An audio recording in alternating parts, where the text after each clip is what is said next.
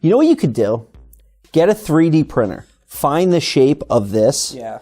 And print a frame out of it. So it's like rows.